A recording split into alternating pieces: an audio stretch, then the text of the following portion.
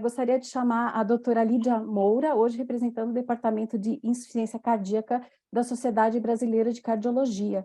Vai trazer para a gente aqui o panorama atual da insuficiência cardíaca e outras doenças cardiovasculares no Brasil. Seja muito bem-vinda, é uma honra tê-la conosco. Muito obrigada. Obrigada pelo convite, é uma honra estar aqui representando o departamento, representando a sociedade, mas eu acho que eu represento, na verdade, uma das pessoas que estão na ponta, né, que é o colega médico que se vê frente a frente com esse paciente que tem que enfrentar realmente um grande desafio, que é a otimização terapêutica dele. Eu trouxe alguns dados aqui, eu acho que é para ilustrar um pouco da nossa discussão, eu vou começar a projetar, eu espero que vocês já estejam vendo minha tela. Basicamente, eu acho que quando a gente olha a prevalência percentual, né, na verdade, a base de dados, isso é uma coisa interessante. A Sociedade Brasileira de Cardiologia, ela produz essa documentação, que é a Estatística Cardiovascular do Brasil, para diversas áreas. Esse é um material muito rico. Eu extraí dele um pouco do que nos interessava para essa discussão, mas eu acho que até para esse fórum, isso é um material que vale a pena em algum momento a gente revisar, porque isso é atualizado constantemente, com base no DataSUS, mas com base em todas as outras publicações de cortes que a gente tem no Brasil, para tentar entender exatamente como é que é o comportamento de doença cardiovascular no nosso Brasil. Mas se a gente olha, basicamente, a gente tem mantido um padrão de aumento de prevalência percentual de doença cardiovascular. Nós estamos nos comportando como todos os países, né, desenvolvidos, todos os países em desenvolvimento, com um aumento gradativo da taxa de envelhecimento e constantemente uma piora, né, desse padrão. Nosso país é um país continental. Esse é um ponto que eu acho que vale a pena a gente também pautar na nossa discussão.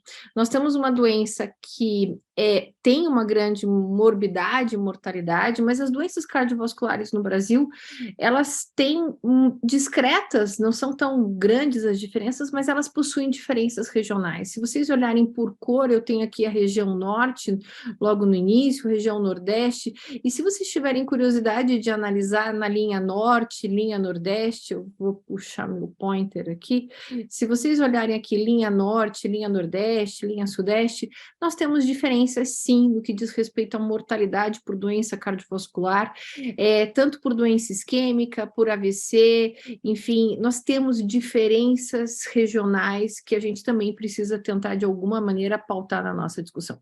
De forma geral, nossa mortalidade é de 27, por doença isquêmica 32 e por AVC em torno de 27. Mas é importante, talvez o que eu acho mais interessante desse quadro é a questão de abordagem de diferenças regionais e como é que a gente atua num país continental como esse. Quando eu falo de hospitalizações, indiretamente eu falo de custos, mas uma das coisas que mais chama a atenção, o Brasil tem trabalhado com em torno aí de 7 milhões, né, de hospitalizações. Mas vejam que interessante, ainda a doença cerebrovascular é uma grande causa de hospitalização, mas definitivamente insuficiência cardíaca é a menina dos olhos quando você fala na questão de pacientes hospitalizados. Realmente é o nosso dia a dia, é o que a gente mais vê, a gente talvez esteja com uma redução em alguns dados, uma mudança de interpretação, porque muitos desses pacientes procuram as nossas UPAs, os nossos pronto-atendimentos, e são liberados após uma dose de diurético, mas, de fato, independente desse movimento de tratamento e fast track para a liberação desses pacientes, nós continuamos com taxas altíssimas de hospitalização. E aí, falando de hospitalização, muita gente ainda acha que a hospitalização faz parte da história natural da doença insuficiência cardíaca. Até pode ser, mas eu gostaria só que os senhores prestassem atenção nesse quadro. Vejam, à medida que o paciente começa a ter hospitalizações frequentes, ele começa a entrar numa fase avançada, eu diria uma fase derradeira de doença.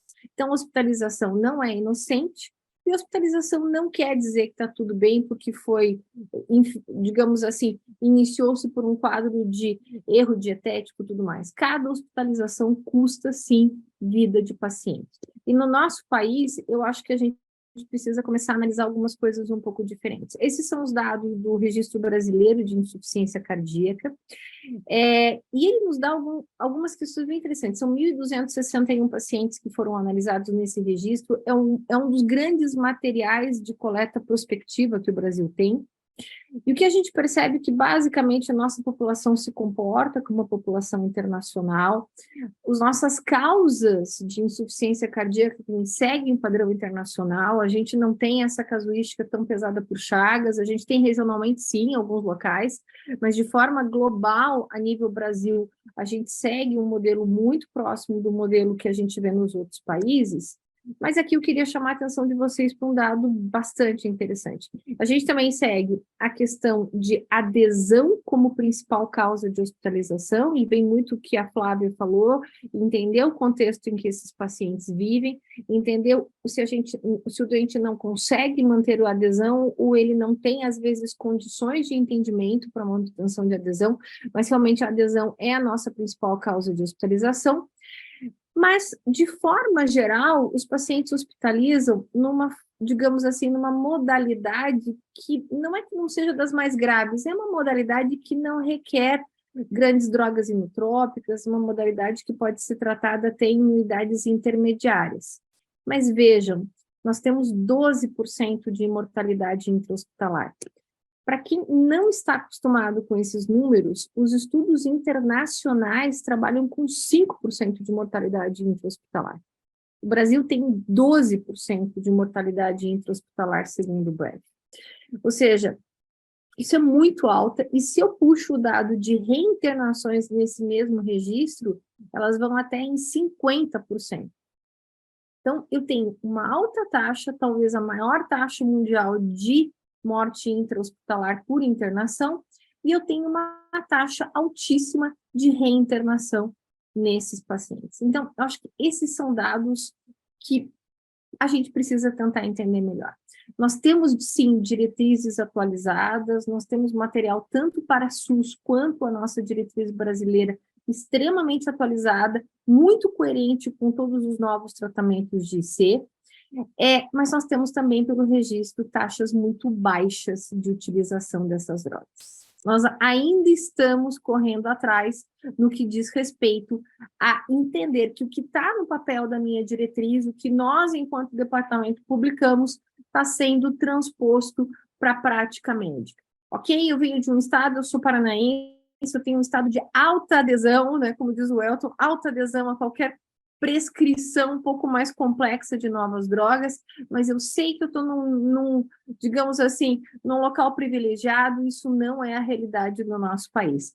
E pasmem, quando eu olho, mesmo com uma adesão, desde que nós começamos com a implementação de diretrizes, desde que nós começamos com a implementação de bons documentos e de drogas disponíveis para a população, nós estamos, sim, começando a reduzir um pouco as taxas de mortalidade, mas nós temos um potencial para fazer muito mais. Eu espero que eu tenha trazido algumas coisas para a discussão e que isso possa ser útil daqui a alguns minutos.